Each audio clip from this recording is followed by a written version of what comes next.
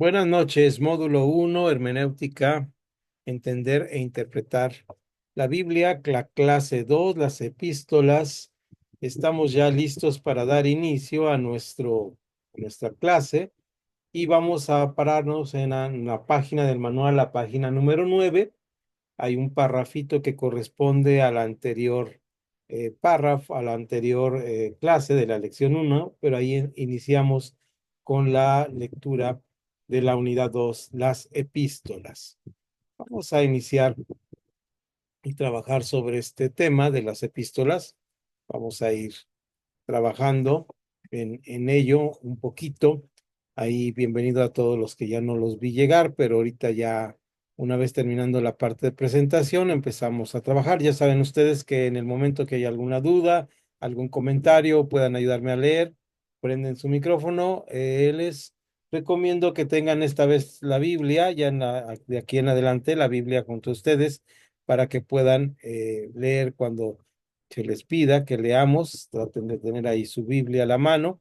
Hoy vamos a leer más pasajes y vamos a estar aquí tratando de ver este tema, primeramente Dios, y vamos con la introducción. La introducción es pequeñita, dice: la facilidad para interpretar las epístolas puede ser engañosa, y está subrayada la palabra engañosa, pero debido a su importancia para la fe cristiana y porque así surgen tantos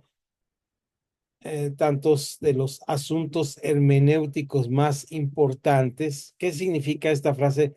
Porque así surgen tanto de los asuntos hermenéuticos más importantes. En un lenguaje más coloquial o común, muchas de las cosas que decidimos hacer o lo que interpretamos de la Biblia o lo que pensamos que debemos obedecer de la Biblia se encuentran principalmente en las epístolas. La mayoría, de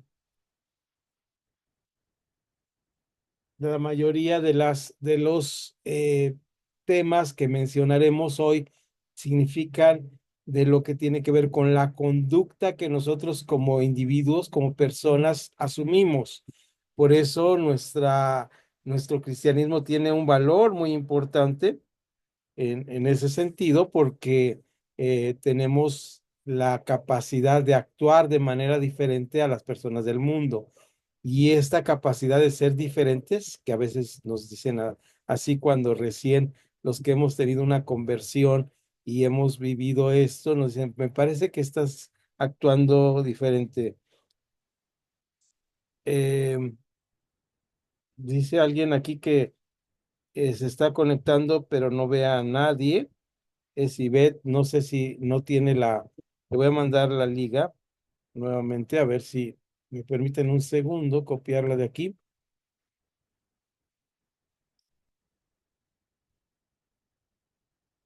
A ver, permítame.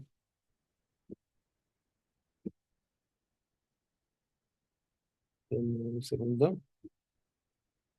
Si alguien tiene como contacto a Ivette, la esposa del pastor Fernando, puede mandarle la liga, se los agradecería. Dejen ver dónde está. Aquí está. Dejen ver la liga que con nos conectamos.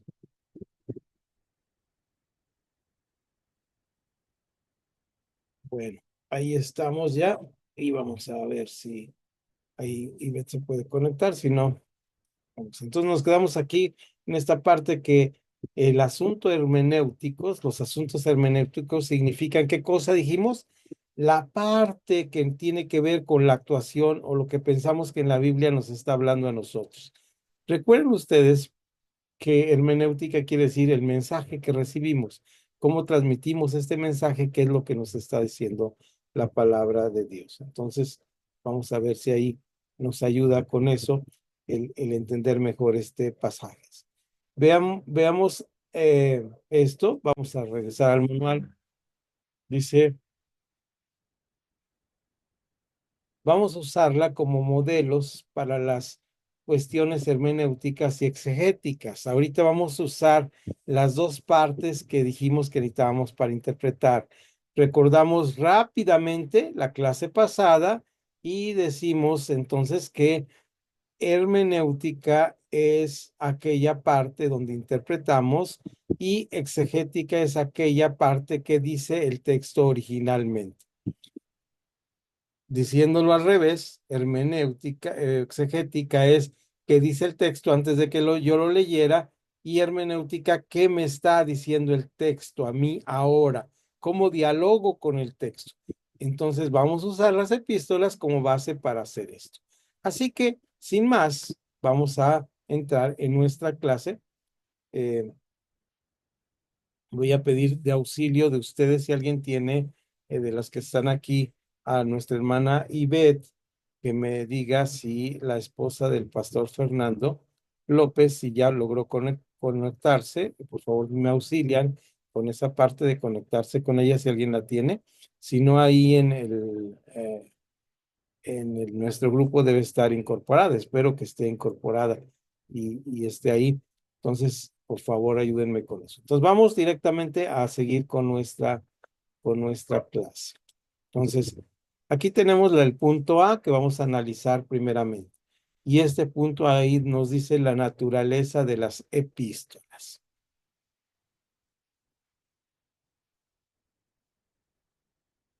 Ok, gracias por la información. Entonces, vean ustedes ahí. ¿Cuál es la naturaleza de las epístolas? ¿Qué tenemos ahí? ¿Qué ven ustedes ahí? Unos que sobrecitos, ¿no? Ahora, ¿qué significan esos sobrecitos? Significan que son cartas, ¿verdad? Estos sobrecitos significan que son cartas. Entonces, las epístolas, sobre todo, son esto que tenemos aquí, son cartas enviadas y por eso nos dice aquí todas las epístolas son documentos de ocasión y está entre paréntesis que quiere decir documentos de ocasión, es decir, motivados o producidos por cierta ocasión y son del siglo primero. Esto es súper importante. ¿De qué siglo son? Del siglo primero. Así que tienen las características de escribirse como las que son en el siglo primero. ¿Cuál sería una característica, tomando nuestra referencia, ya que nosotros, todos los que estamos aquí, tuvimos una bendición muy grande de la vida de parte de Dios, que fue que somos personas de dos siglos? Algunos estamos aquí, somos del siglo pasado, ¿verdad? Del siglo XX y otros serán del siglo XXI, pero la mayoría de los que estamos aquí nos tocó vivir en los dos siglos. Y entonces en los dos siglos que vivimos, por ejemplo, si yo escribiera y les dijera esta carta que le mandé a mi amigo que vive en Veracruz y le estoy mencionando la carta y en esa carta le menciono una palabra tan sencilla como inteligencia artificial, o cómo te fue con la pandemia de COVID-19. ¿Ustedes creerían que esa carta fue del siglo pasado, del siglo XX, que fue escrita en el siglo pasado? ¿Se entendió la ilustración? ¿Qué pasaría si yo usara esas palabras y dijera que esa carta fue escrita en el siglo XX? ¿Qué dirían ustedes? Cuéntenme. Si yo utilizo la palabra en este momento, digo, miren, esta carta yo se la escribí en 1970 a mi amigo, y ustedes leen la carta y en esa carta dice, ¿cómo has usado la inteligencia artificial y cómo fue con el COVID-19? ¿Qué pensarían? ¿Que esa carta es del siglo XX o es del siglo XXI? ¿Les escucho? Que es del siglo XXI. Sí, que es del siglo XXI. Entonces, justamente esta ilustración es para darnos cuenta que hay unas cartas que se llaman apócrifas o unos evangelios que se llaman apócrifos. ¿Por qué no son válidos estos parte de la palabra de Dios? ¿O cómo escogieron el canon, además del Espíritu Santo, naturalmente, lo escogieron por el tipo de palabras que se utilizaban en estas cartas o los acontecimientos históricos que narraban estas cartas? De tal manera que las cartas que vamos a estudiar, las cartas que vamos a leer, y espero que en esta semana tengan la oportunidad de leer alguna de estas cartas, y yo recomiendo que sea primera los Corintios, tiene 16 capítulos y está muy, muy bien interesante esta lectura porque justamente hoy vamos a ver este tema. Significa que fueron ocasionadas o motivadas por alguna circunstancia especial del autor y los lectores. Vamos rápidamente ahí. Primera a los Corintios, capítulo 7, versículo 1. Vamos a ver qué dice ahí. En Primera a los Corintios, capítulo 7, van a tener marcado en su Biblia la primera carta a los Corintios, capítulos varios que vamos a estar revisando, pero el capítulo 7, ahí dice, en cuanto a las cosas de que me escribisteis, bueno le sería al hombre no tocar mujer. Punto y coma. El versículo 2 dice, pero a causa de las fornicaciones, cada uno tenga su propia mujer y cada uno tenga su propio, y cada una tenga su propio marido. Esta contestación que tenemos aquí a esta situación que está contando Pablo es una cuestión ocasional. ¿Qué quiere decir esto? Que ocasionalmente alguien le preguntó y él responde a esto. ¿Qué le escribieron los corintios a Pablo? ¿Cuáles eran las preguntas que le plantearon? Nosotros solo tenemos la respuesta de Pablo, no la pregunta que se les había hecho. Entonces vamos a tratar de hacer un poquito aquí de hermenéutica, es decir, interpretar. ¿Cuáles serían las preguntas? Voy a quitar aquí mi anclaje un segundo para verles. Y voy a quitar mi pizarra electrónica. Ya veo varios cuadritos ahí, entonces ya los veo ahí. Ok. ¿Cuáles serían, usted, ya leí, tomé la libertad de leer primero Corintios 7:1. Recordamos el contexto, se los digo así rápidamente para que ustedes agarren la circunstancia, cuál era el contexto de todo esto. El contexto que tenemos aquí es que había una iglesia que estaba en una ciudad, ahorita no vamos a identificar ni geografía ni nada, simplemente estaba en una ciudad, vamos a decir, en Guadalajara, y esa iglesia le escribe a un hermano que había sido fundador de esa iglesia y le dice, tenemos un montón de problemas. Además de que la misma carta dice que había unos hermanos que eran los hermanos de la familia Vega o los de Chloe, ¿verdad? Que eran muy comunicativos y le habían ido a decir a Pablo varias cosas que estaban pasando en la iglesia. Además de esto, por lo que dice el capítulo 7, los mismos hermanos le preguntan acerca de varias cuestiones que están pasando en la iglesia. Ujú. Entonces, este es el contexto de la carta a los Corintios. Por eso es una carta muy interesante porque es una iglesia llena de problemas. De hecho, soluciona Pablo a través de sus escritos varios problemas. Uno de los problemas que soluciona es que le preguntan posiblemente a Pablo, ¿es bueno que se casen los cristianos? Imagínense esa pregunta. Bueno, es una pregunta fuerte ahí, ¿no? Pero ¿cuál sería la pregunta? No lo sabemos. Dice, en cuanto a lo que me cuestionaron, en cuanto a su pregunta, y dice aquí, es ocasional porque se da la ocasión de contestar. Muchas de las cosas que están aquí son simplemente contestaciones a preguntas. Es más, se supone o se hace una hipótesis de lo siguiente, se hace la hipótesis de que esta carta no fue la primera a los Corintios, sino hay una primera carta que sería la carta cero o la carta cero a los Corintios. Hay una carta anterior a primera a los Corintios. Ahora, vamos al momento. La mayoría de los problemas de interpretación en las epístolas se deben a su factor ocasional. ¿Qué quiere decir esto? Que yo leo algo aquí en primera los Corintios 7:1 y empiezo a pensar que me está hablando a mí Dios, pero no. El asunto es que son cartas ocasionales. ¿Recuerdan ustedes que dijimos que en la palabra de Dios teníamos dos cosas importantes? Lo que llamamos descriptivo, que simplemente está describiendo algo. Jesús pasó por ahí y había un chaparrito, ¿verdad? Que se subió sea, que era un chaparrito así que vivía en Jericó, recordamos la canción de los niños, y se subió a un sicómoro, ¿verdad? Entonces, eso es meramente descriptivo. Si yo en ese momento digo, no, Dios me está hablando fuertemente a través de su palabra y me está diciendo que me suba a un árbol, pues no es una interpretación correcta, no es una hermenéutica correcta y no estoy haciendo un exégesis correcto. Muchos de los problemas, nos dice el autor de nuestro manual, se deben a que las epístolas son ocasionales. Eh, Punto y seguido. Tenemos la respuesta, pero no siempre sabemos las preguntas a los problemas. Si lo sabía, la naturaleza ocasional de las epístolas también significa que no son principalmente tratados teológicos, es decir, no están hablando de cómo es Dios, no nos están diciendo Dios es de esta manera.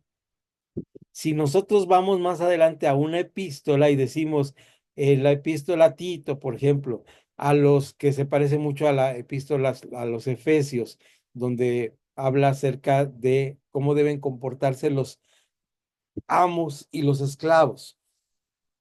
Entonces, si yo leo ahí en Tito que dice, a ustedes los esclavos les pido que obedezcan a sus amos, yo digo, no, aquí la palabra de Dios está diciendo que deben obedecer a sus amos. Ahora, en nuestro tiempo no hay problema de esclavos, pero no hace mucho, hace 2 siglos, en el siglo XIX, muy cerca de donde estamos nosotros viviendo, en el sur de los Estados Unidos había esclavismo. Y muchos hermanos cristianos, cuáqueros y otros hermanos de tradiciones cristianas, porque ustedes saben que antes de que hubiera la invasión de muchos mexicanos a los Estados Unidos, la mayoría de los estadounidenses eran protestantes o cristianos o evangélicos. Y en el siglo XIX casi la mayoría, el 80% lo eran. Y en el sur casi todos eran bautistas del sur y ellos eran esclavistas y tenían esclavos, y entonces decían, no, aquí la palabra de Dios dice que los esclavos, esto incluía esclavos y esclavas, deben someterse a sus amos. Así que a mí me gusta esta morenita y me la llevo a mi cama y la hago mía, ¿verdad? Y eso está bien porque la palabra de Dios así lo dice. ¡Wow! Y eso sucedía en realidad. Eso era una realidad, porque había una mala interpretación de una parte de la palabra de Dios. ¿Por qué? Ahorita lo vamos a ver más adelante. Nomás recuerden esta palabra que voy a decir. La palabra principio, fundamento. Hay un fundamento, un principio que Dios pone. No puedo entender yo la palabra de Dios a mi manera, a mi conveniencia, si antes no tengo los principios de la palabra de Dios. ¿Cuáles son esos principios? Son sencillísimos. El hombre es pecador, no puede salvarse a sí mismo y necesita de la gracia de Dios. La gracia de Dios se da por el amor inmenso de Dios y ese amor que Dios nos da, tenemos que externarlo hacia las otras personas. Esas sí son partes teológicas y tenemos versículos que hablan de esto. Pero volviendo al punto y que esto quede bien, bien claro. Regreso al anclaje y regreso am, regreso a mi pantalla, a mi pizarra electrónica y aquí tenemos ya entonces esta parte que ya vimos, ¿verdad? Acerca de las epístolas. La letra B, por favor, alguien me ayuda con este parte. ¿Qué dice? Ahí dice letra B y dice la primera cosa, permítame, deje mover aquí un poquito para que quien lea también lo podamos ver. Eh, a ver, ¿quién me ayuda, por favor, con la parte B? Es un parrafito muy chiquito y me dé el primer párrafo y las dos párrafos que tienen puntito, por favor. ¿Quién lo quiere hacer, por favor? La primera cosa que se debe hacer con cualquiera de las epístolas es formar una reconstrucción tentativa de la situación que el autor estaba tratando. Primero, hay que consultar el diccionario bíblico o la introducción del comentario para obtener tanta información como sea posible. Existen Biblias modernas que, antes que comience propiamente el desarrollo del libro bíblico, tienen una información adicional que es extremadamente importante y hecha por estudiosos bíblicos. Segundo, para el estudio hay que formarse el hábito de leer toda la carta de una vez. Gracias, Pastor Alan. Bien, entonces regresamos un poquito al punto. Vean ustedes, ahí tenemos a un personaje bíblico cualquiera, ¿verdad? Yo en este momento voy a decir que este personaje bíblico que está aquí es el personaje que yo me imagino en el libro de los Hechos cuando dice que Pablo está en la isla de Troas, va a pasar, está ahí, va a hacer un recorrido y de repente se aparece, está soñando y se aparece un varón macedonio que le dice, pasa acá y ayúdanos. ¿Recuerdan este pasaje? Bueno, en este pasaje bíblico, imagínense ustedes cómo era Pablo. Pues aquí tenemos que en lo que nos leyeron, dice, la primera cosa que debemos hacer es que las epístolas tienen una situación específica, que debemos ir a un diccionario bíblico y debemos ver todo este asunto. Ahora mismo, si ustedes están ahí en algún momento listos, les voy a enviar en el día de mañana, más tardar, algo que es un pequeño librito, no tan gordo, no tan grande, pero es un libro que tiene que ver con algo que es muy importante, los usos y costumbres bíblicos y también un diccionario de los tiempos bíblicos. Todos estos diccionarios van a estar en PDF y ahí los van a poder ustedes estar viendo. ¿Para qué son estos diccionarios? Son diccionarios de consulta para saber cosas de la época. Lo que yo les voy a decir ahora, por ejemplo, de Pablo, es una mera suposición. Todos nos imaginamos a Pablo muy viejito, pero fíjense ustedes, voy a dar un dato aquí que es interesante. Voy a regresar aquí para ver ahí a Pablo y les voy a contar que para mí este hombre que está ahí en Troas es, y nos imaginamos un Pablo viejito, así barbón, greñudo, que está ahí dormido, pero ¿saben ustedes que cuando Pablo vivió, la expectativa de vida no superaba los 55 años? Entonces un viejito como yo, pues no llegaba, ¿verdad? Otro dato interesante, dice que era un joven cuando estaba el martirio, ya recordamos la palabra martirio, que significa testigo, eh, es la misma palabra en griego y en español, testigo, y este martirio dice que había un joven con ellos, ¿verdad? Un joven con ellos, y ese joven se llamaba Saulo de Tarso. Entonces, un joven que estaba hablando, pues no sabemos, en los tiempos bíblicos, un joven abarcaba desde los 20 hasta los 30 años aproximadamente. Entonces era un joven y esto sucedió en el año 40, entre el año 33 y el año 40 de nuestra era. Si él tenía 20 años en el año 40, en el año 60 tendría como 45 años. Entonces, si cree que la última carta de Pablo la escribió, ajá, la escribió más o menos en el año 60, entre el año 60 y el año 66. Entonces, Pablo no pasó de los 50 años. ¿Se dan cuenta? El contexto histórico del primer siglo es algo muy importante que tenemos que tomar en cuenta. Ahora, eso es algo simple como imaginarnos un personaje de la Biblia, pero hay cosas más importantes que vamos a ver aquí. Y entonces, la cosa más importante es tener el contexto histórico, teniendo un buen diccionario, voy a mandarles uno para que ustedes, pero este diccionario es un libro de consulta. Es un libro muy importante, es un libro de consulta. Todos los libros que les voy a mandar son libros de consulta, no son para leerse, simplemente es para consultarlos. Y en segundo lugar, es leer de preferencia, si el libro no es muy grande, toda la epístola. Vamos a tomar el reto de, yo les diría, no se comprometan conmigo a leer primero los Corintios. ¿Quieren descubrir ustedes cuáles eran los problemas de la iglesia de primero los Corintios? Pues vamos a leerlos, vamos a leer toda la carta de primero a los Corintios, ¿de acuerdo? Bien, ya llevamos 2 puntos. ¿Dudas, preguntas hasta aquí o comentarios? ¿Vamos bien? Tenemos 30 minutos hablando. Es tiempo de que tomemos café.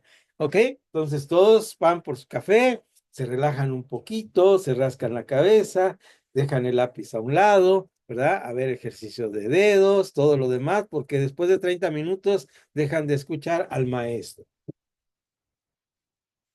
Deben hacer cambios de voz los maestros para que no los dejen de escuchar.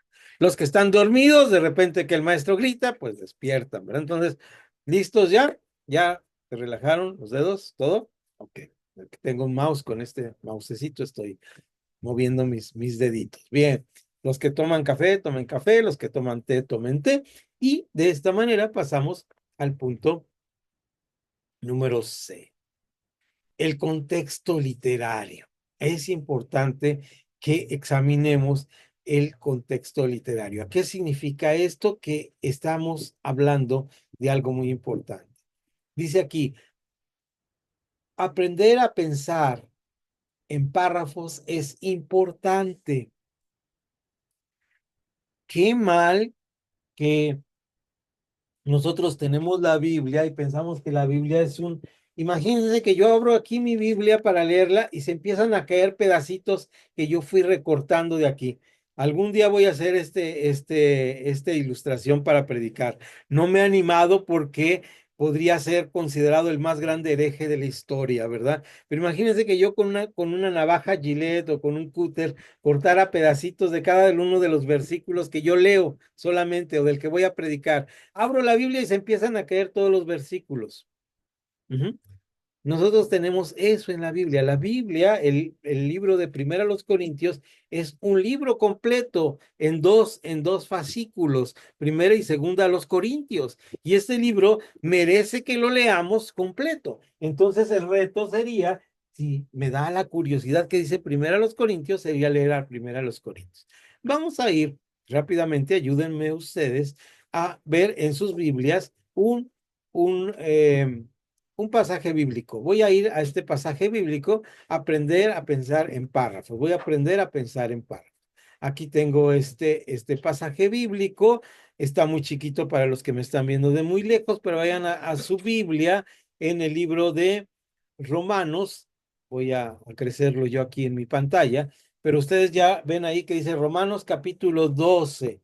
Lo primero que veo es que no tiene versículos. Si se acercan un poquito al monitor y ven esas pulguitas que van ahí corriendo, ven ustedes que es Romanos capítulo 12 y no tiene versículos. La Biblia originalmente no fue escrita con versículos, entonces tendremos que acostumbrarnos a leer así.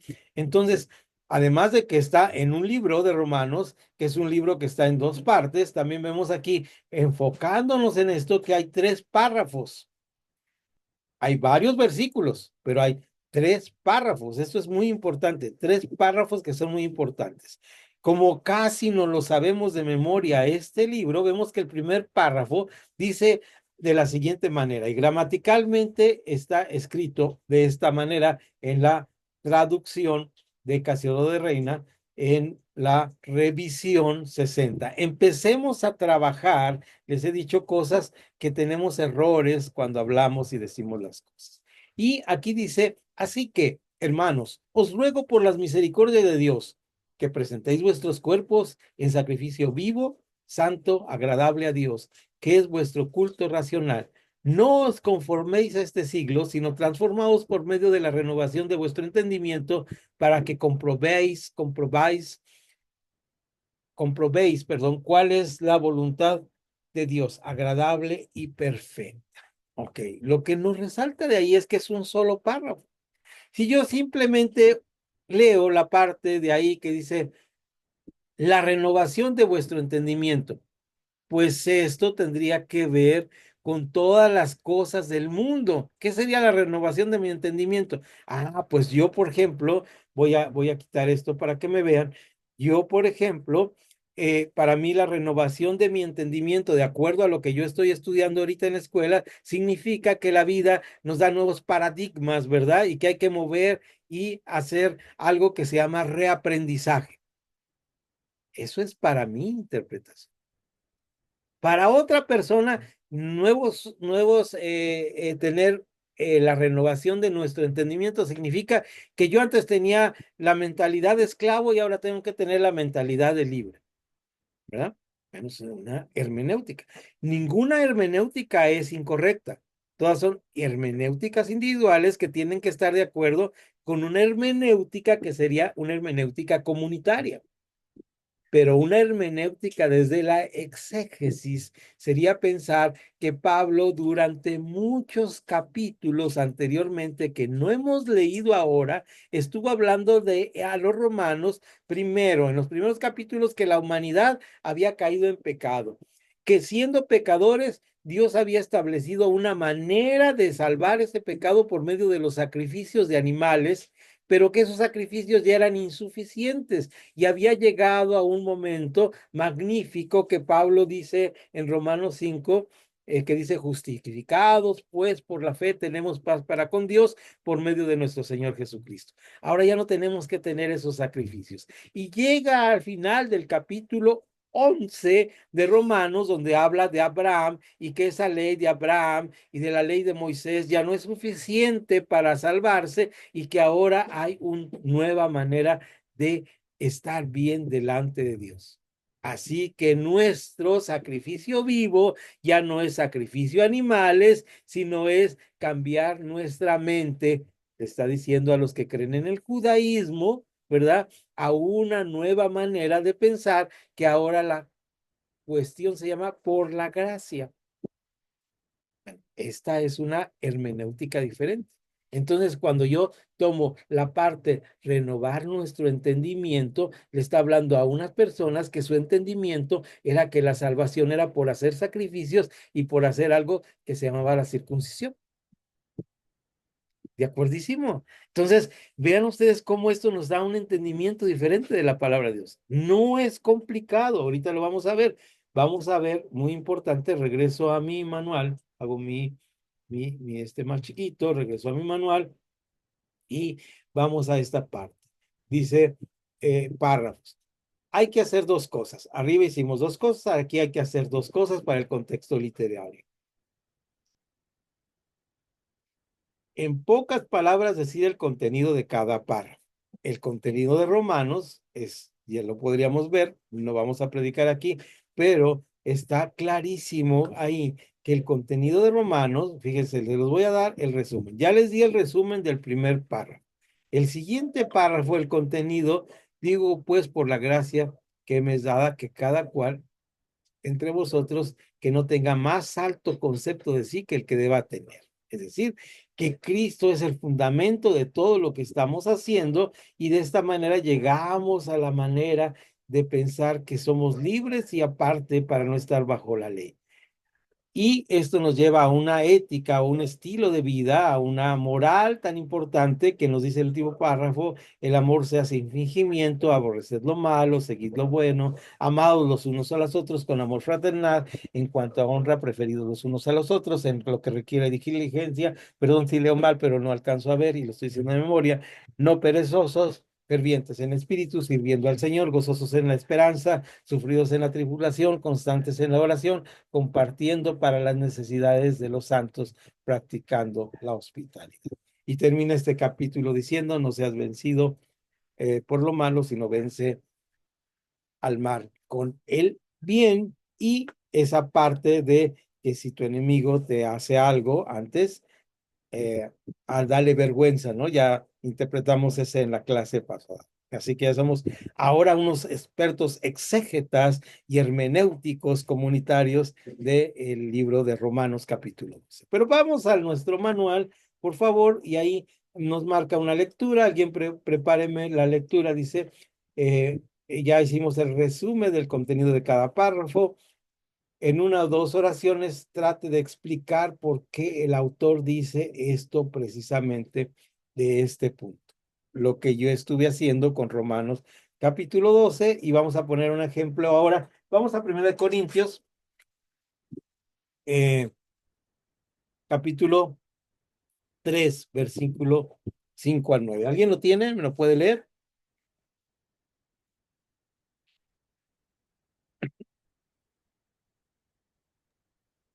cariño.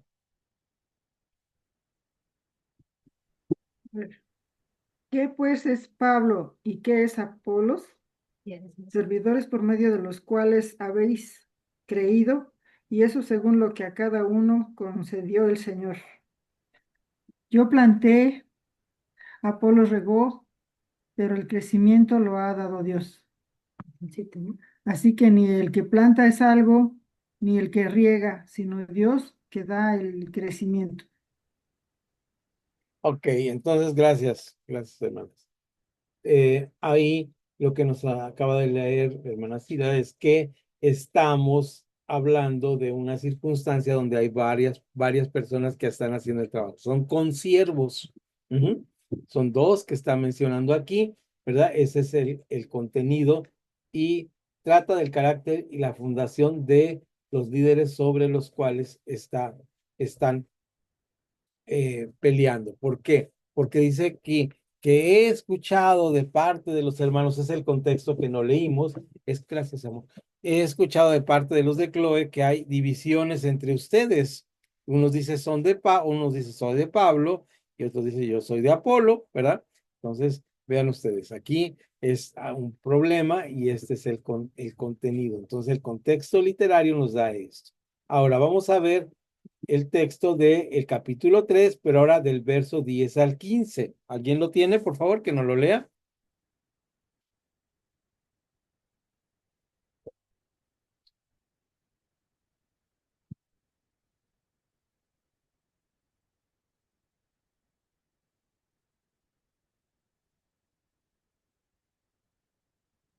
Adelante, quien lo tenga.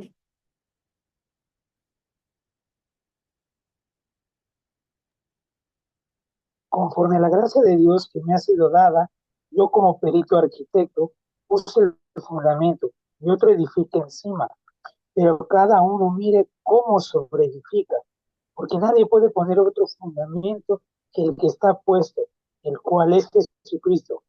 Y si sobre ese fundamento alguno edificare oro, plata, piedras preciosas, madera, heno, hojarasca, la obra de cada uno se hará manifiesta, porque el día la declarará, pues por el fuego será revelada, y la obra de cada uno, cual sea, el fuego la probará.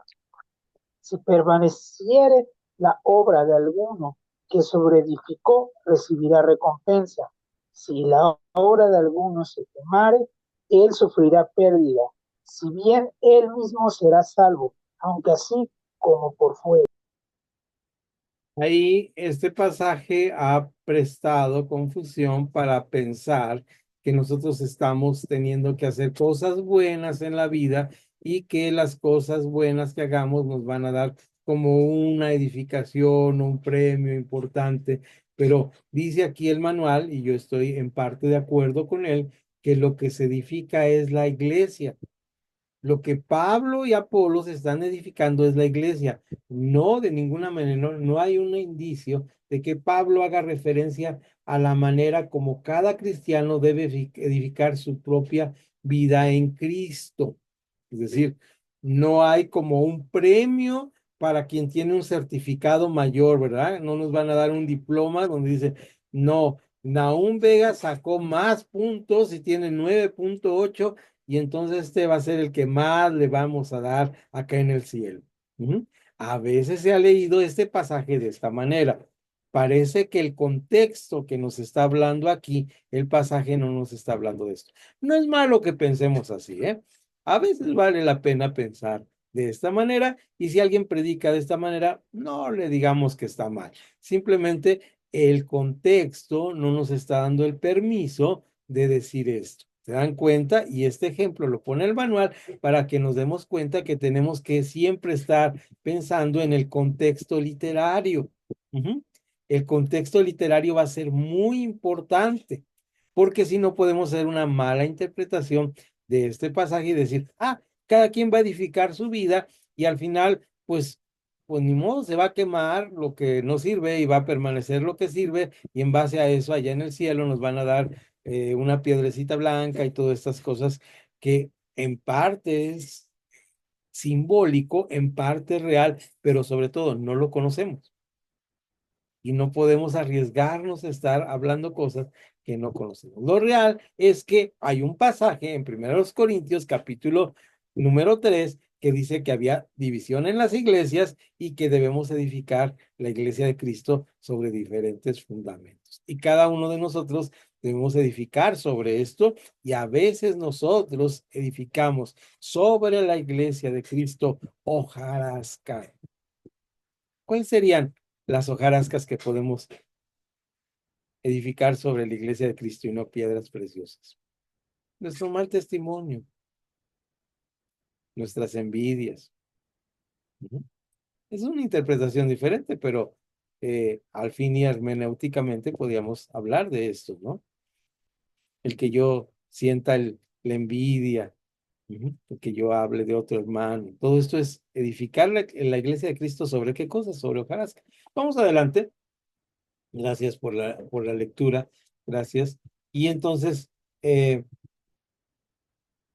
podemos practicar esto con varios pasajes. Por ejemplo, este ya es un pasaje largo. Filipenses 1:27 y 2:13. Simplemente vamos a ir para abrir boca, no lo vamos a aplicar aquí. El libro de Filipenses también es extraordinario. Y para abrir boca vamos a ver que ahí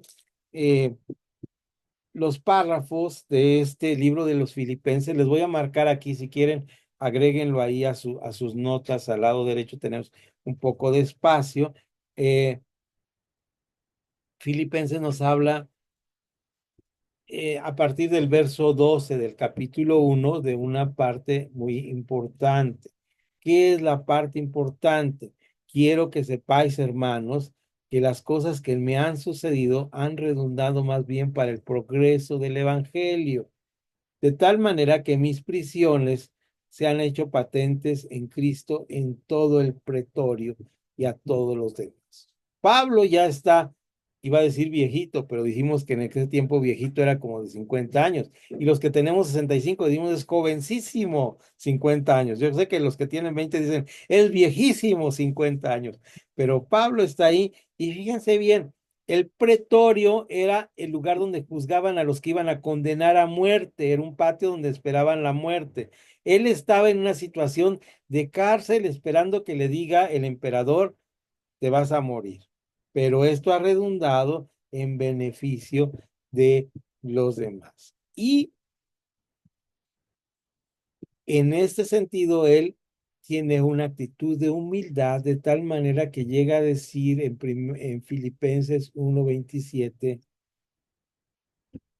solamente que os comportéis como es digno del Evangelio de Cristo, para que o sea que vaya a veros o que esté ausente, oiga de vosotros que estáis firmes en un mismo espíritu, combatiendo unánimes por el Evangelio, y de nada y en nada intimidados por los que se oponen, que para ellos ciertamente es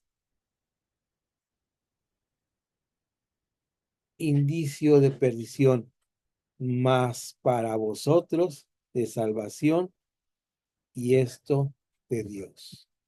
Había unas personas que se oponían a Pablo, de hecho eran cristianos los que lo habían puesto en esta situación cuando estuvo en Jerusalén, cuando leemos en Corintios. Y estas personas querían que mataran a Pablo, porque decía que era necesario no seguir la ley y era necesario no circuncidarse. Así lo decía de confuso, como lo estoy diciendo. Y ellos los decían, el hermano Pablo escribe cosas que algunos indoctos tuercen, porque ellos querían seguir manejando la ley, querían seguir manejando que se circuncidaran y que siguieran la ley. Para ellos era muy importante, fue un cambio muy importante en la iglesia, porque a vosotros os es concedido a causa de Cristo, no solo que creáis en Él, sino también que padezcáis por Él, teniendo el mismo conflicto que habéis visto en mí, y ahora oís que hay en mí. ¿Cuál era este conflicto? Estaba condenado a muerte el hombre. Por tanto, ya me van a matar. Me van a matar por causa del Evangelio. Por tanto, si hay alguna consolación en Cristo, si algún consuelo de amor, si alguna comunión en el Espíritu, si algún afecto entrañable, si alguna misericordia, completad mi gozo, sintiendo lo mismo, teniendo un mismo amor, unánimes, sintiendo una misma cosa. Iglesia le está diciendo, comunidad de fe. No se estén peleando, hombre. Hay cosas más importantes como que me van a matar, que estén ahí peleando ustedes. Nada hagáis por contienda o por vanagloria, antes bien con humildad, estimándonos cada uno a los demás como superiores a sí mismos, no mirando cada uno por lo suyo propio, sino cada cual también por los de los otros. Y sigue, ¿no? Haya pues en vosotros este mismo sentir que hubo también en Cristo, el cual no siendo eh, no no se puso en el carácter de decir yo soy como Dios, sino se humilló y se despojó, palabra interesante en el griego ahí que no tocaremos ahora, pero todo este pasaje. El primer párrafo del 1 al 27 al 30 comienza la exhortación y vemos esta división que está haciendo aquí en Filipenses más adelante, del 1 al 27 al 30, del 2, 1 al 4, del 2 5 al 11 y del 2 2 y 12 que termina dando toda una explicación a base de algo que le está pasando y que es un contexto literario que podemos analizar y dice cosas de algo que le está pasando, por eso es circunstancial. ¿De acuerdo? ¿Dudas y preguntas hasta aquí? Antes de pasar al siguiente punto. ¿Estamos bien? Todo claro, maestro. Gracias, gracias. Entonces, vamos aprendiendo, ¿verdad? Ahora, esto no quiere decir que todo es miel sobre hojuelas. Tenemos el siguiente punto, vean ustedes, que es un punto bastante interesante donde vamos a hablar. Les recuerdo que les había dicho que me guardaran la palabra principios y fundamentos. Y aquí tenemos, dice, lo voy a omitir un poquito los pasajes para que les dé curiosidad. Pero, ¿qué está pasando? Los pasajes problemáticos. Aquí nos da ejemplos de pasajes problemáticos. Los pasajes problemáticos son primero los Corintios 11:10. Vamos a leer Corintios en esta semana 15:29. Este lo vamos a tomar un poquito más abajo de nuevo este pasaje que tiene que ver con la resurrección para ejemplificar, pero si vamos a este pasaje de primera de Pedro 3:19. ¿Alguien lo tiene ahí, Pedro? También es una carta la de Pedro, no es de Pablo, es de Pedro, ¿verdad? 3:19 y ahí em, este versículo, así como nos lo dice, es algo bien interesante porque dice eh, que Jesús fue y predicó a los espíritus que estaban encarcelados, ¿verdad? Entonces, está hablando de la resurrección también y nos habla de cuáles son estos espíritus, dónde están esos espíritus, cómo que fue al mismo infierno y hacemos toda una teología que yo llamo teología ficción, ¿verdad? Es decir, donde pensamos que podemos imaginarnos tantas cosas que pasó con Jesús. Bueno, tendríamos que ver el contexto. Son pasajes problemáticos. No los vamos a resolver aquí, tenemos solamente una clase. ¿Recuerdan ustedes que los pasajes problemáticos tienen 2000 años discutiéndose y en una sesión o en una tomada de café no lo vamos a solucionar? Entonces simplemente los mencionamos como pasajes problemáticos. Y en 2 Tesalonicenses, ese sí lo vamos. ¿Alguien lo tiene? Es el 2. Sí, vamos a leer Tesalonicenses 2 1 2 y 3 para que me agarre más el contexto de esto que vamos a hablar.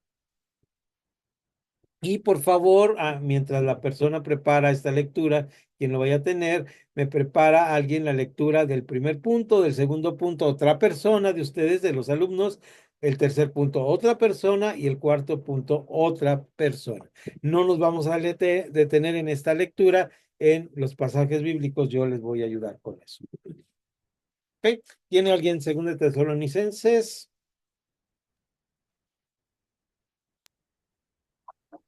Pero con respecto a la venida de nuestro Señor Jesucristo y nuestra reunión con Él, os rogamos, hermanos, que no os dejéis mover fácilmente de vuestro modo de pensar, ni os conturbéis ni por espíritu, ni por palabra, ni por carta como si fuera nuestra, en el sentido de que el día del Señor está cerca. Nadie os engañe de ninguna manera, porque no vendrá sin que antes venga la justicia y se manifieste el hombre de pecado, el hijo de perdición. Ok, aquí está hablando de la segunda venida y aquí los tesalonicenses les escribió en la primera carta a los tesalonicenses y ellos entendieron que lo que decía era la palabra que utilizó Pablo era inminente, la venida del Señor Jesucristo, y la tomaron por inmediata. Entonces vendieron sus casas, unos estaban hasta sin trabajar y otros estaban diciendo, ¿y dónde está lo que dijo Pablo?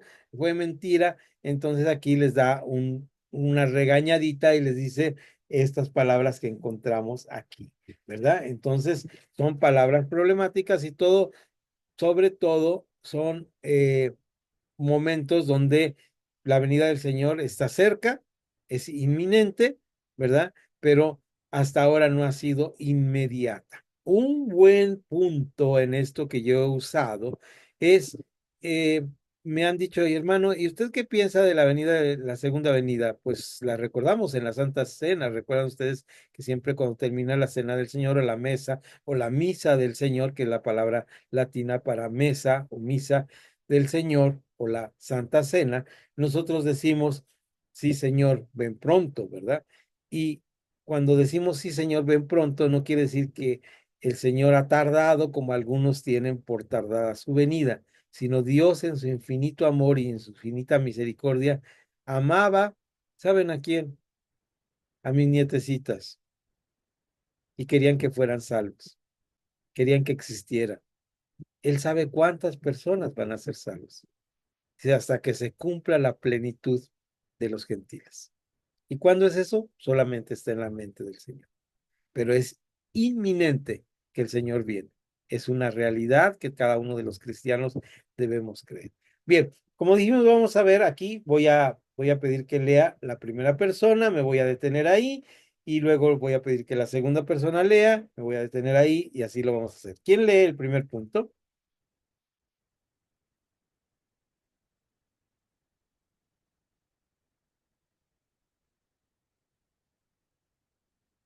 Yo lo leo, maestro. Adelante.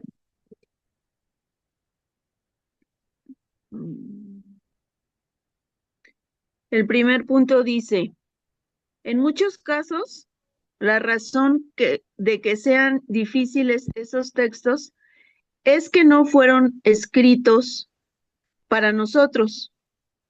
Axioma. Es una proposición que se considera evidente. Dios nos ha comunicado lo que quiere que sepamos. Deuteronomio 29:29, Apocalipsis 10:4. Somos responsables por lo que Dios comunicó, lo que Él selló. No es para que especulemos ni para que perdamos el sueño por ellos. Gracias, hermana Ivette. Entonces, lo que acaba de leer la pastora es muy interesante porque nos mencionó la palabra que tenemos aquí. Si ven ustedes, hemos usado la palabra griega axioma y está con letras griegas. Axioma, ese axioma significa exactamente principio o fundamento,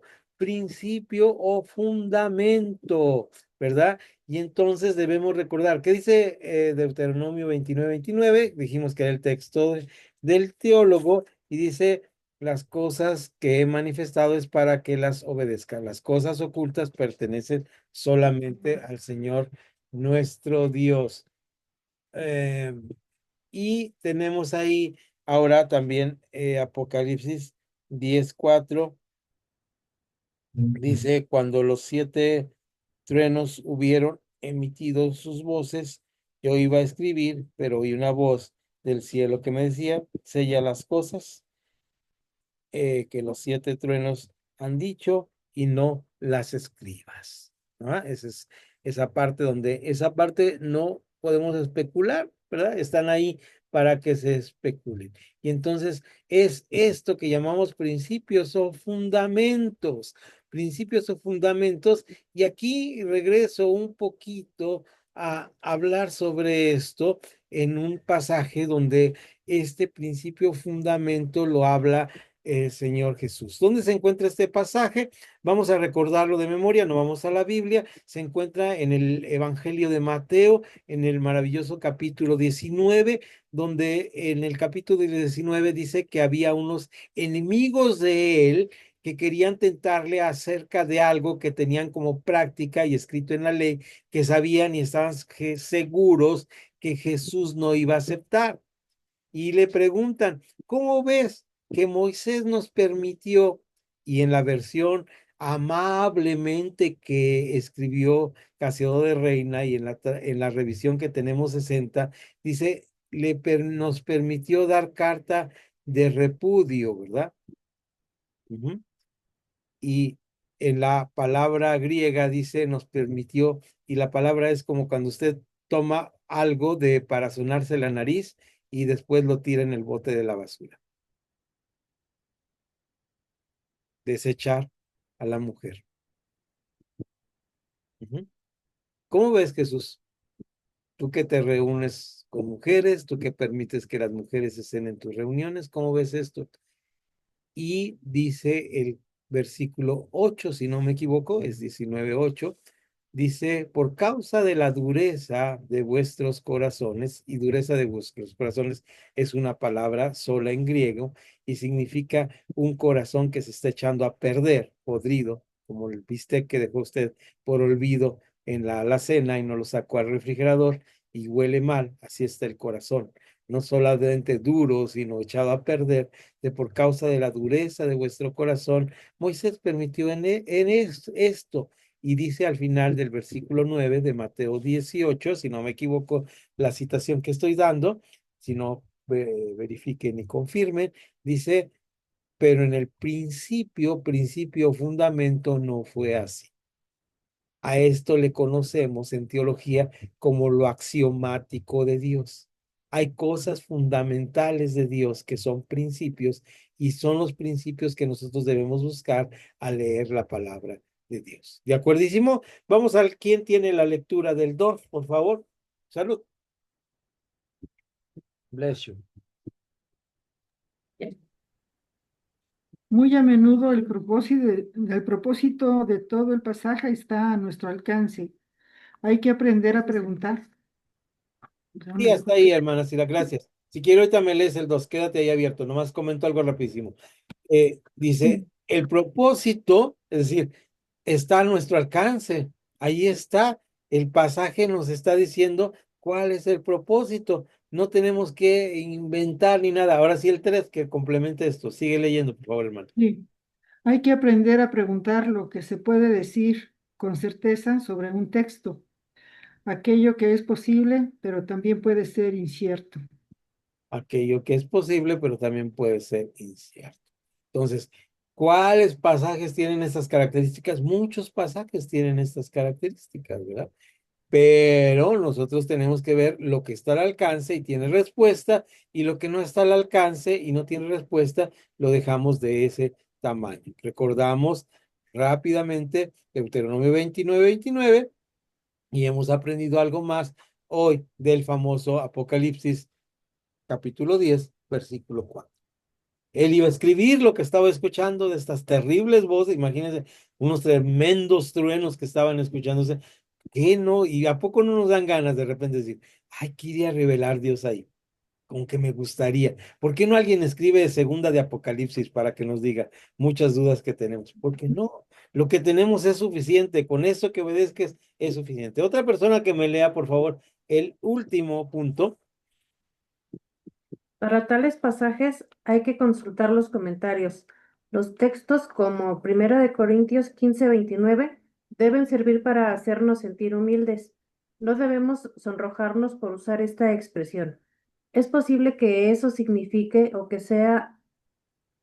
esa sea su explicación, pero no lo sabemos exactamente. Ok, un ejemplo es 1 Corintios 15. Recuerdan que otro de los problemas que tenía la iglesia de Corinto, uno de los últimos problemas, es que tenían problemas con lo de la resurrección.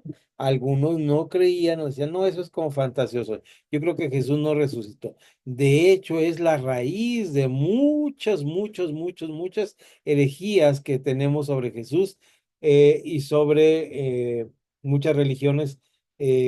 Supuestamente cristianas se basan sobre este mal pensamiento de que Jesús no resucitó en carne. Por eso es importante esta parte de Corintios, de cómo habla de la resurrección, después de que habló de los dones espirituales, después de que habló de la cena del Señor, nos habla de la parte de la resurrección. Y llega un momento en el capítulo 15 que habla de la resurrección de los muertos, ¿verdad? ¿Por qué es importante esta parte, verdad? Y aquí tiene que ver con el culto a los muertos y con esta parte donde siempre les he dicho, la Biblia se tiene que interpretar a sí misma. Y entonces hay un momento en la palabra de Dios que está ahí, vean ustedes cómo, y es más, está de moda algo que a veces a los cristianos hasta nos da miedo decir, porque nos suena algo muy terrible y a mí me tocó ir a la Ciudad de México a un lugar donde había una casa de refugiados para las personas en tránsito, ¿verdad? Que van caminando por nuestro país y en este lugar estaba esta casa y en la mera esquina había una altar a la Santa Muerte y era de tamaño, yo creo que tamaño real de persona, ¿no? Entonces íbamos un grupo de cristianos y entonces alguien volteó así con los ojos como diciendo, ¿ya vieron lo que está ahí? ¿Verdad? Porque nosotros no éramos de la ciudad, éramos extranjeros, ¿verdad? Sí, pueblerinos que íbamos a esa ciudad y entonces nunca habíamos visto algo así, en nuestras ciudades no hay algo así, entonces estábamos ahí todos espantados, entonces alguien comentó que se habían sentido feo y les dije, bueno, es que la palabra de Dios dice que los ídolos nada son, que son nada. Y nosotros tenemos que estar protegidos de eso, no tenemos que espantarnos. Pero este versículo tiene que ver con esto porque he escuchado que algunas personas dicen que se basan para la adoración de la Santa Muerte en versículos como este, que está aquí, dice 15:29, si no mal recuerdo, dice de otro modo, que harán los que se bautizan por los muertos si en ninguna manera los muertos resucitan. Entonces dice, entonces la muerte es un personaje, ¿verdad? Aquí en base a esto, así tomándolo aparte, dice, la muerte es un personaje. La muerte es una realidad, no es una persona, es un abstracto. Es un abstracto que es muy real, pero no podemos encarnarla, ¿verdad? Entonces, esta encarnación de la Santa Muerte no es más que un reflejo de la prehispanidad de nuestra cultura mexicana y de latina de nuestro propio continente, ¿no? Y debemos manejarlo así, verlo así. Ahora, esto no quita que mucho de lo malo y maligno esté detrás de esto. Eso no lo dejemos de ver. No nos metemos ahí porque estamos protegidos por el Señor, pero sí debemos ver que detrás de esto puede haber y escondido en esto puede haber todo lo malo y perverso, porque el enemigo es astuto y se mete en cualquier rinconcito que pueda. Naturalmente que está ahí, pero fuera de esta situación, no debemos nosotros pensar que un versículo de 15:29 tendría que ver como una explicación posible, ¿verdad? Para decir que signifique algo que nos está probando que la muerte sea un personaje. No, es una realidad, la cual no solamente es una realidad que está vencida, porque al final todo el capítulo, desde lo que está diciendo aquí, Pablo está diciendo, el Señor Jesús venció a la misma muerte, ¿verdad? A la misma muerte como una realidad humana, no como una como un personaje mitológico de los pueblos, ya sea prehispánicos o de la cultura griega. No, la venció como una realidad humana que surgió a través del pecado en el libro de Génesis. Entonces, tenemos que tener mucha certeza en cuanto a esto. Ahora sí, después de esto, vamos a dejar la pizarra electrónica y vamos a ir leyendo rápidamente. Tenemos ya el tiempo, tenemos un descansito, es el tiempo de la vez pasada les di 3 minutos, ¿fue suficiente? Dedito arriba a los que piensen que pararse 3 minutos es suficiente. ¿Sí? ¿Ok? Entonces, bien, para regresar, ahí voy a tomar, la vez pasada noté en la grabación que estuve revisando, noté que tuvieron algún problema técnico y tengo foto de fin de asistencia y foto de de los que estuvieron, porque algunos tal vez se salieron por alguna razón. Entonces, regresando, se peinan comadres y compadres para la foto, para salir en la foto inmediatamente. Quito ya este anclaje y tenemos 3 minutos. Pueden apagar su cámara, cerrar su micrófono y pararse un momento, ir a lo que tengan que traer su café y vámonos.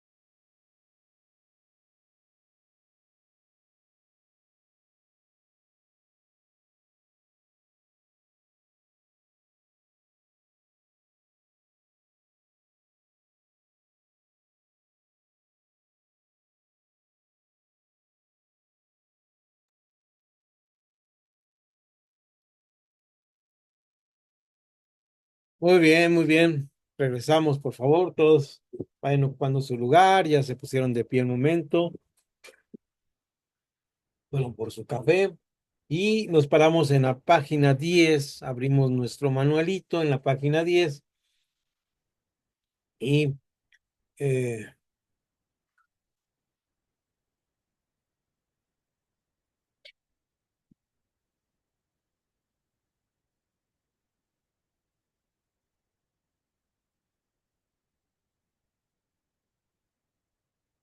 en la letra E, por favor, vamos a ir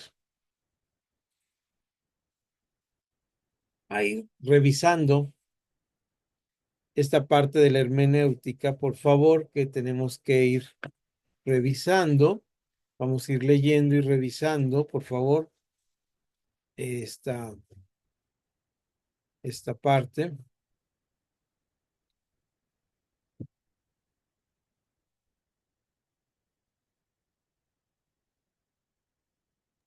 Ahí estamos. Ahí los voy viendo. Ah, pero dijimos que la foto, ¿verdad? A ver. Sí, por favor. Perdón, dejen regresar aquí un segundo en la galería. A ver, si no tienen su cámara, ya dijimos que podían poner que más que este es su nombre y como están registrados. Y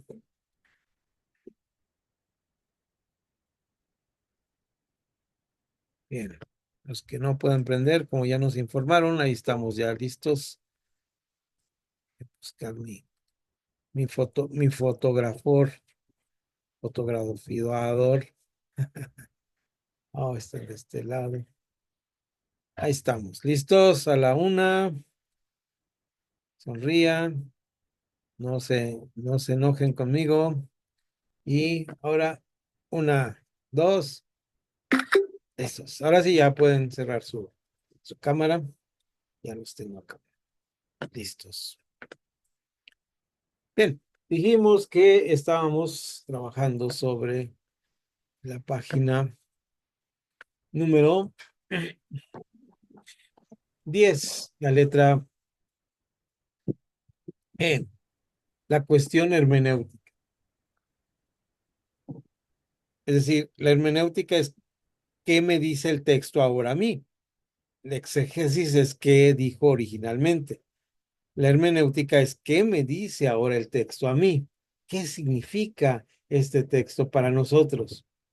En la exégesis, aun cuando haya desacuerdos en puntos de partida, la mayoría de las personas se ponen de acuerdo en cuanto a los parámetros, las reglas que se deben seguir.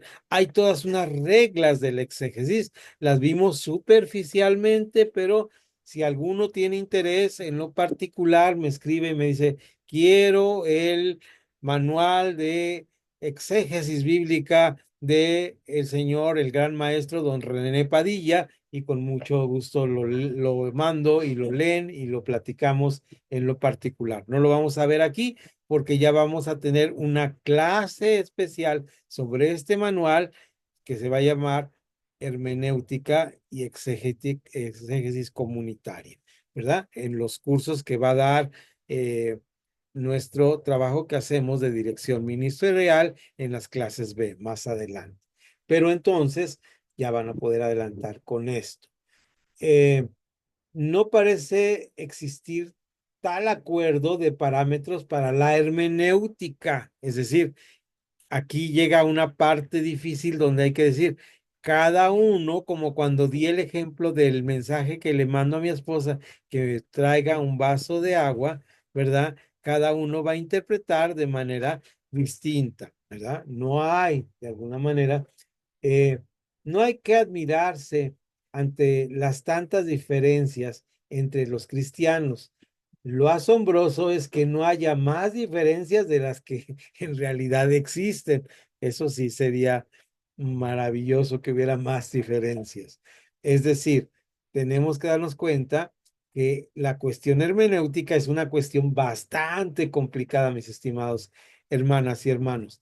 Es complicado, pero hay una manera de tener una hermenéutica en común, que es la letra F, a la cual nos vamos a dedicar, y aumentaremos ahí, que se llama, en los términos de teología, hermenéutica comunitaria. Es decir, lo dije la vez pasada, es la donde todos decimos, yo leo esto en este pasaje, yo leo en esto, en este otro pasaje, y lo que interpreto es esto. Un ejemplo, y pongo aquí algo de la historia. Hay un señor en la historia del cristianismo que se llama Münster. Parece monstruo, pero no es Münster. Al final fue medio monstruo el señor porque convenció a unos campesinos de rebelarse en contra de sus patrones. Hicieron una guerra cristiana en contra de sus patrones y fue una matanza bien grande en el siglo XVI. Pero esa es una historia que contaremos otro día. Ese señor Münster era un señor bastante educado, bastante leído y que escribió muchas cosas importantes, pero lo más importante es que se dedicó a enseñar a los campesinos que no tenían ninguna educación. En ese tiempo, ninguna educación no era como ahora nosotros, que ya vamos, imagínense, en el tiempo que llevo de vida, nuestro país pasó de tercero de primaria a tercero de preparatoria. al tercer semestre de preparatoria. Vamos avanzando bien, ¿verdad? En nuestro país, con nuestra edad promedio de estudio. Entonces, ellos ni siquiera eran totalmente analfabetos. El analfabetismo, que es algo muy importante en los tiempos de las epístolas, era del 98%. El 2% de la población sabía leer. Por eso Pablo enviaba la carta y dice, se la mandan a otros para que se la lean. Nadie podía leer las cartas. 16 siglos después, la Iglesia Católica, que era la única que había en el siglo XVI, cristiana, ¿verdad? Originaria del cristianismo del siglo I, tenía un analfabetismo tan grande que la mayoría de sus sacerdotes y clérigos no sabían leer. Entonces, imagínense ustedes lo que era todo esto. Entonces, ¿cómo le haría este señor Munster para tener una hermenéutica entre estos campesinos del siglo XVI que los estoy hablando? Él escribe algo maravilloso y muy bonito, además de que fue una persona mala porque puso a pelear a los campesinos contra sus patrones y al final los mataron, ¿verdad? La famosa Guerra de los Campesinos, que se puede leer en la historia universal de lo que es Suiza y Alemania. Eh, entonces, este hombre, Münster, escribió lo siguiente. Fíjense bien lo interesante que dijo. Ustedes no tienen ninguna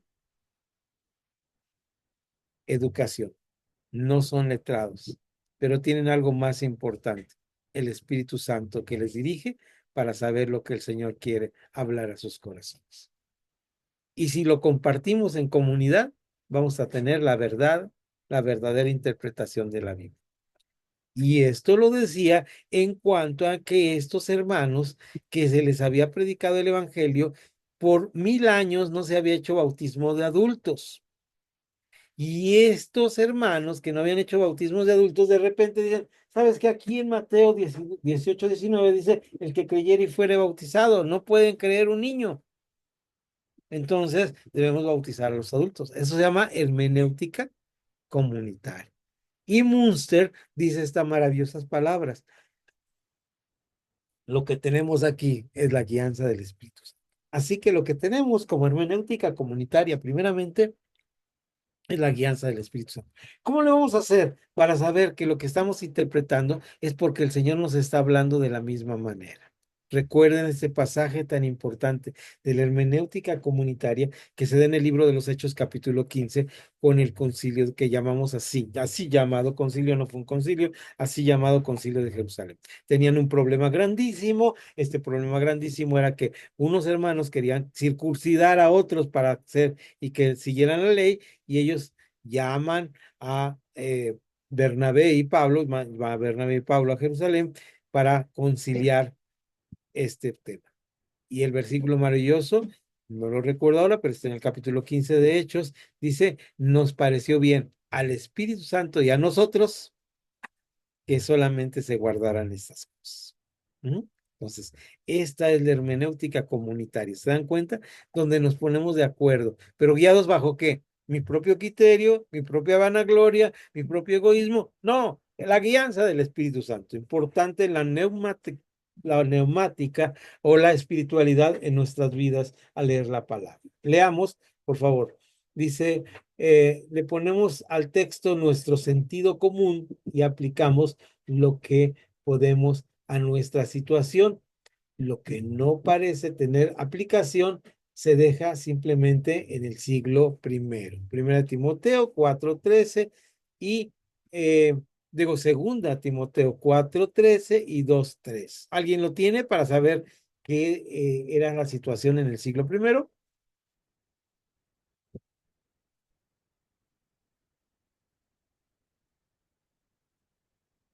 Y alguien me prepara la lectura de los 3 puntitos, de la cultura, las reglas y la segunda regla. Sí, alguien lo tiene, que la lea juntos. Sí, maestro, yo Adelante, Rocío. trae, trae cuando vengas el capote que dejé en Troas, en casa de Carpo, y los libros, mayormente los pergaminos. Gracias. Si tienes ahí 2, regrésate al capítulo 2 del verso 3. Por favor, Rocío. Segunda Timoteo 2:3. Tú, pues sufre penalidades como buen soldado de Jesucristo. Ok. Primera, le está dando una recomendación. Esto es descriptivo o prescriptivo, es decir, está describiendo algo o está prescribiendo. Está diciendo, cada que vayas a visitar a un hermano, llévate el capote y busca los pergaminos. Está difícil, ¿verdad? Ahora, Es está descriptivo. más difícil porque dice, sufre como buen soldado, ¿verdad? Nos dice, hermanos, la vida es para sufrir y aquí hay que sufrir porque Pablo dice en 2 Timoteo capítulo 2 versículo 3, imagínense la predicación sobre el sufrimiento. Y es muy claro que tenemos que aplicar las cosas al sentido común. Si bien la vida es para sufrirse, la vida no se puede vivir. Imagínense que vivamos pensando la vida entera en cada momento triste o cosa desagradable que nos pasa. Automáticamente nuestro reflejo humano es olvidar las cosas desagradables que nos pasan, ¿no es cierto?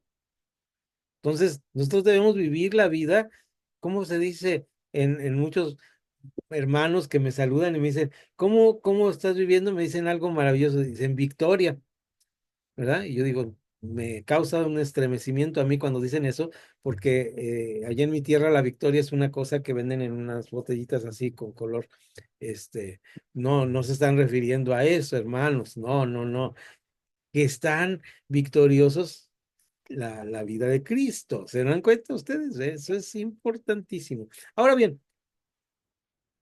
esto es importante. Vamos a leer rápidamente. ¿Quién tiene los puntitos? Ahí. No, de Yo, repente. pastor. Adelante, Bárbara. La cultura dicta lo que es sentido común para cualquiera de nosotros. La regla fundamental, un texto no puede significar lo que nunca pudo haber significado para su autor o sus lectores. La segunda regla, siempre que compartimos particularidades comparables, es decir, situaciones específicas y similares a la vida, con la cultura del siglo I. La palabra de Dios para nosotros es la misma que la palabra para ellos.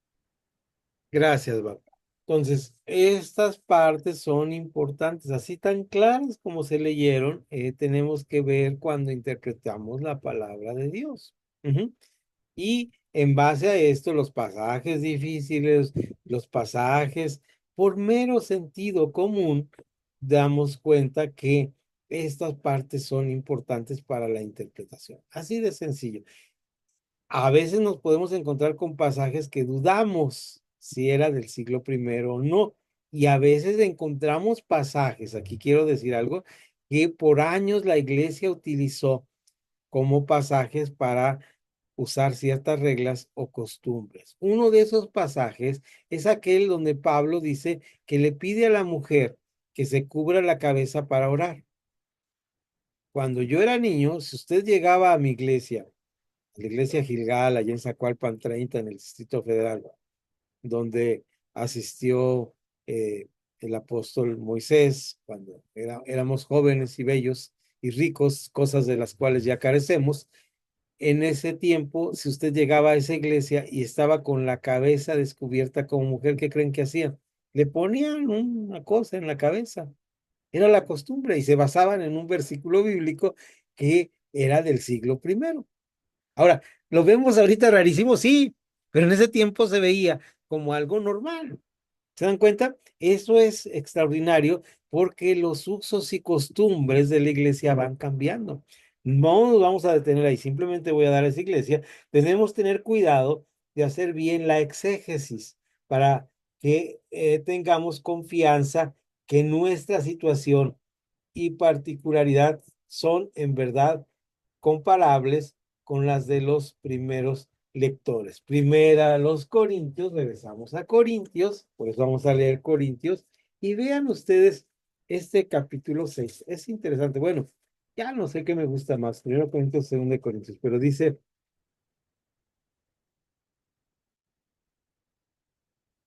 Este pasaje es largo, pero nomás los voy a platicar un poquito. Aquí nos dice que había unos hermanos cristianos que cuando tenían un pleito legal, recuerden ustedes, iban ante los tribunales y dice aquí que no es la manera correcta. Híjole, esto es un problema. Esto es un problema de ética y de moral en muchas de las situaciones de la cotidianidad. Yo siempre he dicho que en las comunidades de fe como las nuestras, primero, la tesorería no es una situación para préstamos. Segundo, las personas que de alguna manera Dios les ha favorecido con un trabajo, con una bendición de parte suya, con ciertos recursos monetarios, económicos, no son el banco de la iglesia, no son para estarles pidiendo prestado. Y tercero, de preferencia, si va a hacer un trabajo de carpintería, no lo mande con un carpintero cristiano, porque los carpinteros son mal, perdón por los hermanos que se dedican a la carpintería, pero es un mero ejemplo, ¿verdad? ¿Por qué? Porque si el jardinero que vino hoy a cortarme mal el pasto lo cortó mal, digo, ay, qué mal me cortó el pasto. Pero si el jardinero es cristiano, lo voy a tener adelante de mí en la iglesia. Entonces, de preferencia, esto hagamos. Y en cuestiones legales, tengamos este cuidado, el litigio delante de los incrédulos. Es decir, si dos personas tienen un pleito, no vayan a ser juzgados por un juez. Se han dado casos en la historia de la iglesia y en nuestro país y en nuestro siglo que han pasado estas cosas. Hermanos cristianos que han fraudeado a hermanos dentro de la iglesia y tienen uno que mandarlos a juicio, porque es lo legal. Voy más lejos, voy más lejos. Los protocolos en contra de las violencias, de las muchas violencias en contra de la mujer, no se dan allá en la esquina de la cantina, se dan aquí dentro de nuestros hogares cristianos. Entonces, estamos teniendo que tener este cuidado de hacer las cosas de acuerdo a lo legal, porque si alguien comete una falta, imagínense que protejamos a alguien que, como la Iglesia Católica que protege a los pederastras, si alguien rompe algo, si yo tiro esto y lo rompo, lo pago, independientemente que me perdone. Vi aquí un recadito, lo leí así sin leerlo, espero que sea. ¿Querías tomar la palabra, pastor? Alan.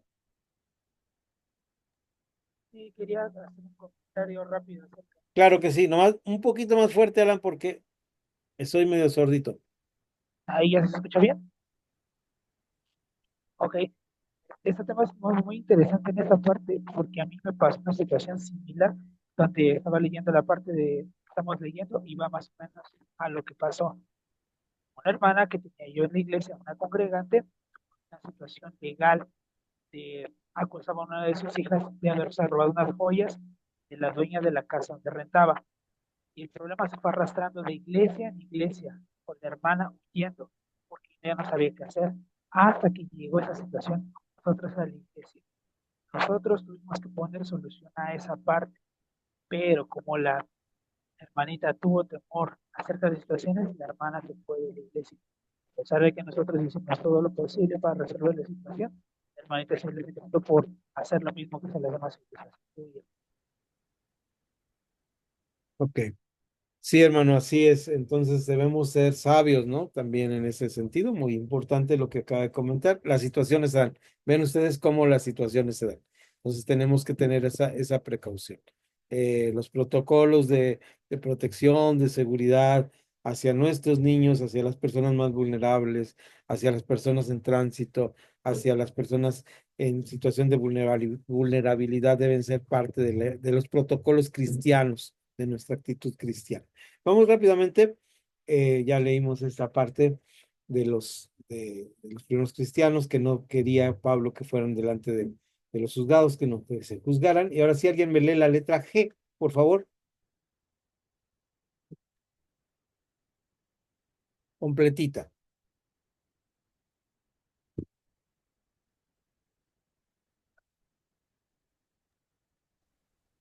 el problema de las particularidades no comparables.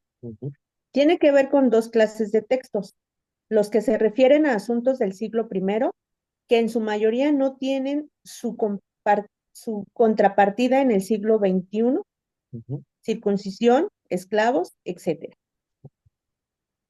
Los que tratan los que tratan de problemas que podrían ocurrir también en el siglo XXI, pero cuyas posibilidades de que sea así son mínimas. Ejemplo, 1 Corintios 5, 1, 11, Corintios 11, 17, 22, Gálatas 5, 2.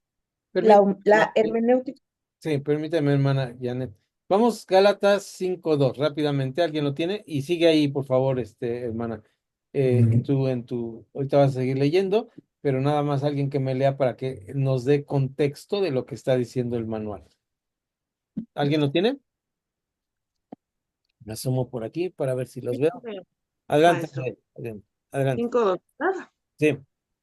He aquí, yo, Pablo, os digo que si os circundáis, de nada os aprovechará Cristo. Ok, tiene que ver con las dos partes. Dice, yo les digo, si alguien quiere circuncidarse, pues hágalo, pero lo que les va a aprovechar para salvarse, pues no. Podría aplicarse a nuestros días, y miren, con esto de los hermanos que están queriendo serse judíos para salvarse, pues se aplica más. Adelante, hermana Janet, sigue con tu lectura. La hermenéutica apropiada en este caso debe tener dos etapas.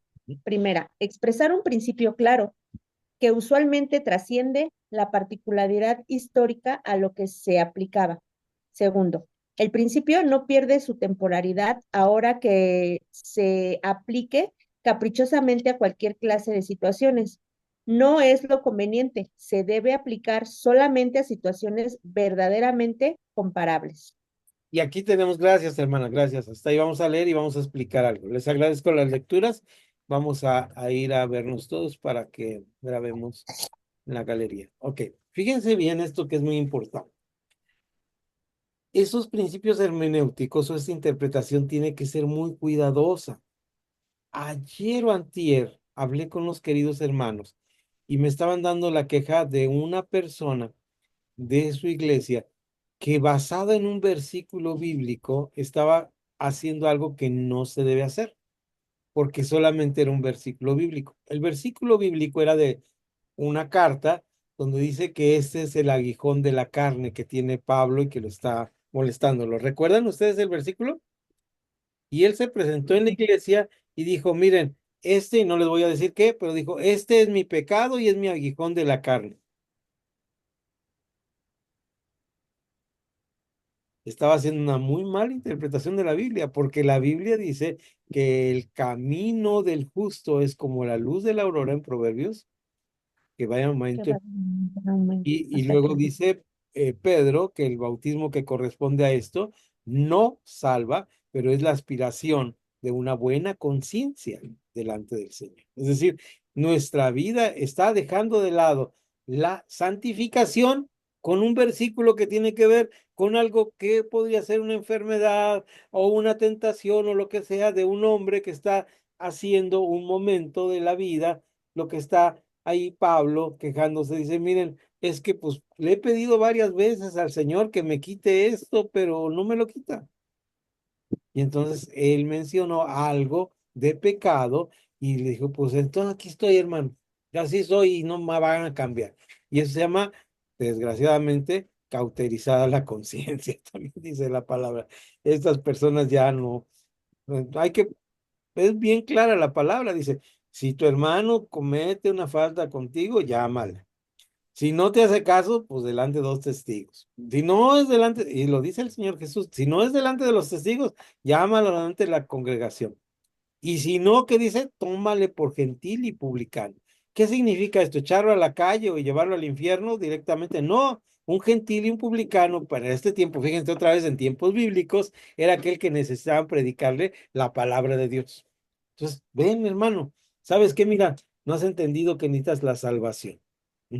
Entonces, esto es importante. Esto que nos acaba de leer la hermana y la lectura es importante. Ahora sí vamos al último, que es largo, pero fíjense bien. estas, es importante que la hermenéutica tiene que ver también con el problema de la relatividad cultural. Les voy a decir que vivimos un tiempo que se llama posmodernidad, así con esos nombresotes. Estuvimos en la modernidad y la modernidad decía que todo el mundo se iba a acabar al finalizar el siglo XX, que las democracias, que había una lucha entre un poder político y uno de derecha y uno de izquierda, y que uno iba a ganar y ese que iba a ganar iba a establecer un reino permanente para siempre. Y todo esto que dijeron era mentira, ¿verdad? Todo se derrumbó. Me recordó la canción que cantaba cuando era joven, ¿verdad?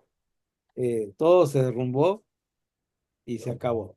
Y ahora llamamos a un mundo que se llama la posmodernidad. ¿Qué es la posmodernidad? Donde nada es sólido, nada se puede tocar. No es verdad esta posmodernidad, tiene que ver con el cristianismo, sino es la forma que se está viendo la humanidad actualmente. Entonces, todo puede cambiar, todo puede variar, todo es relativo. Ujú. Entonces, es malo, hermano, es muy malo que yo, este, me inyecte heroína. Pues depende, hermano, depende de qué tanta heroína te pongas, cuáles sean. No, lo malo es malo y ya, ¿verdad? Es malo si yo me aviento de un edificio y me suicido. Pues mira, depende de la situación emocional en la cual estás. Es la forma que explica ahora el mundo las cosas, desde la posmodernidad y desde la falta de solidez de los valores y algo que dijimos al principio de los principios. Por eso dice aquí en nuestro manual, dice, es extremadamente difícil, Extremadamente difícil. ¿sí? Es Es, extremadamente... extrem- Adelante, adelante. Sí. es extremadamente difícil mantener uniformidad aquí, precisamente porque no existe una cultura dispuesta por Dios. Se sugieren las siguientes normas para distinguir entre las cosas que son relativas en la cultura y las que trascienden su fondo original y sus normas para los cristianos en todas las épocas.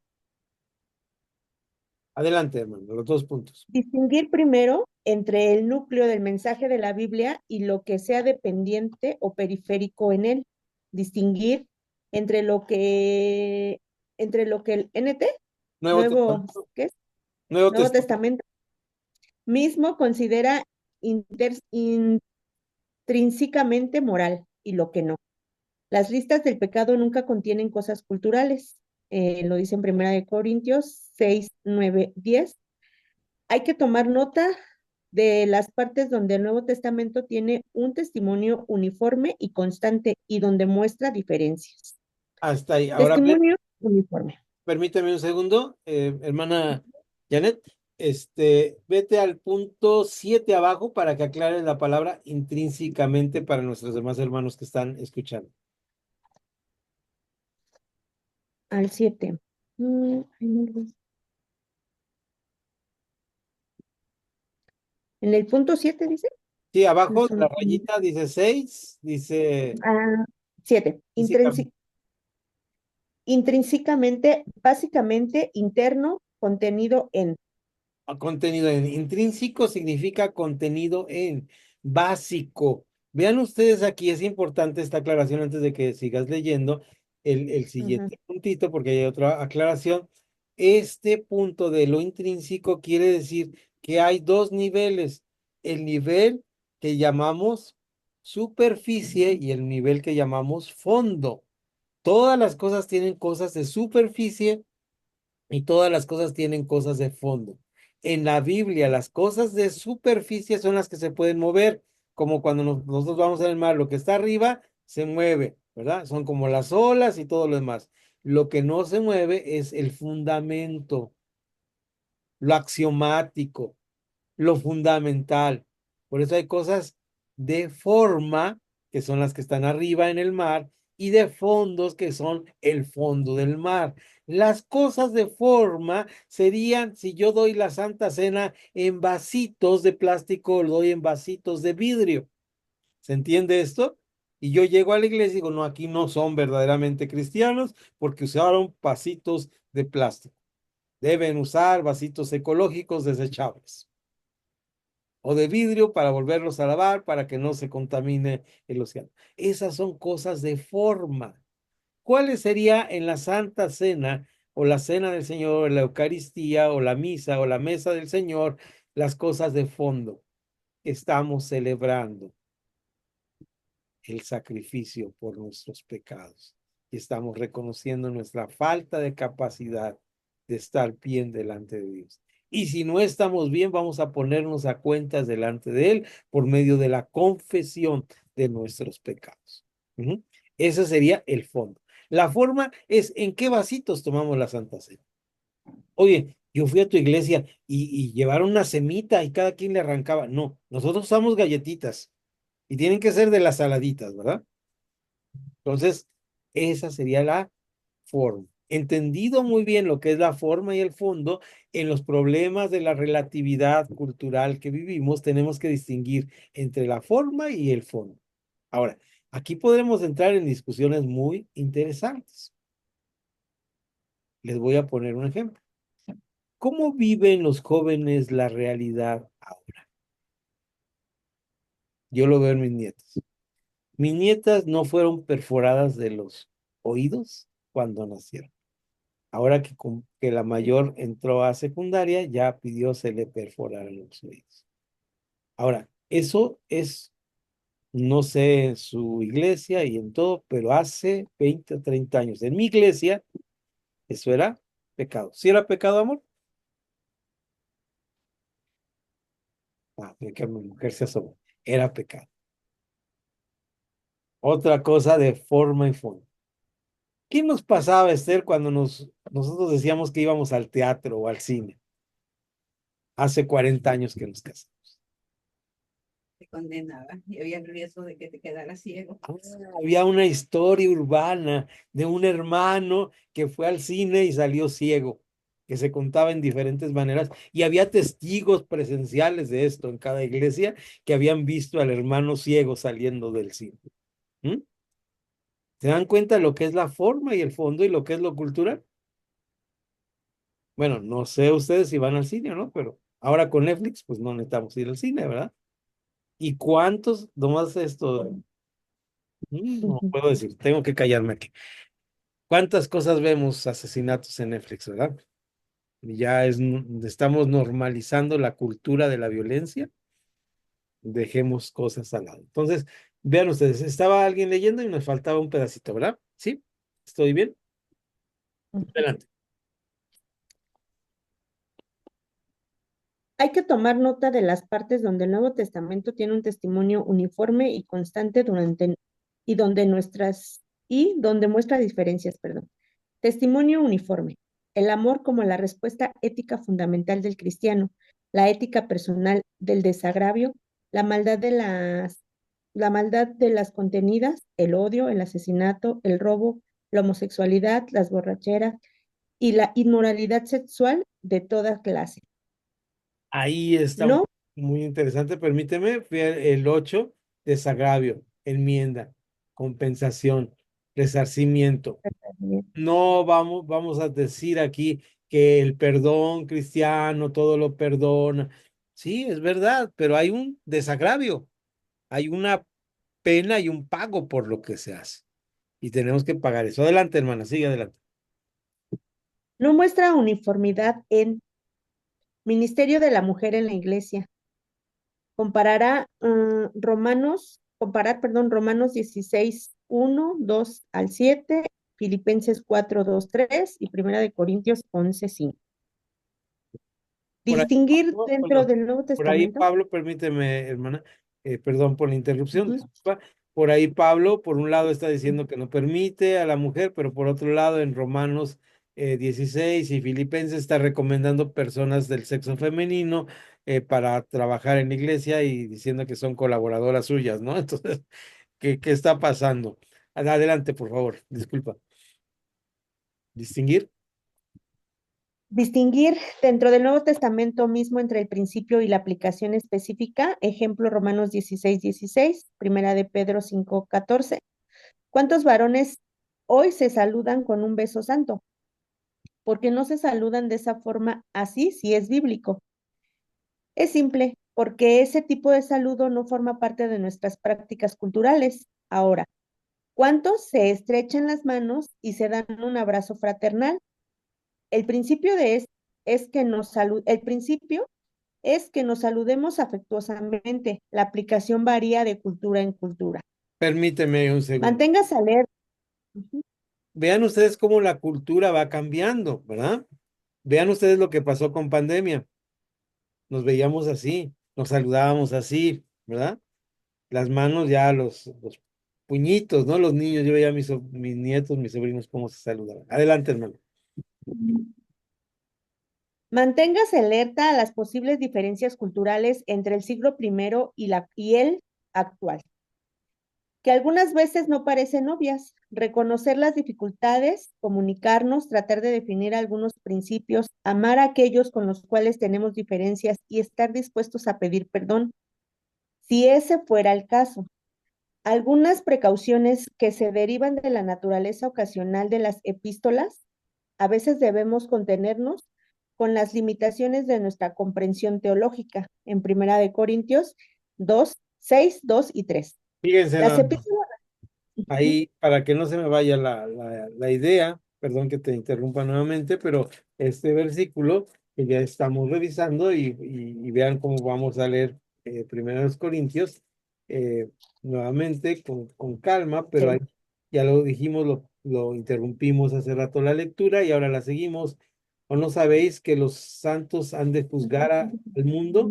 Y si el mundo ha de ser juzgado por vosotros, sois indignos De de juzgar.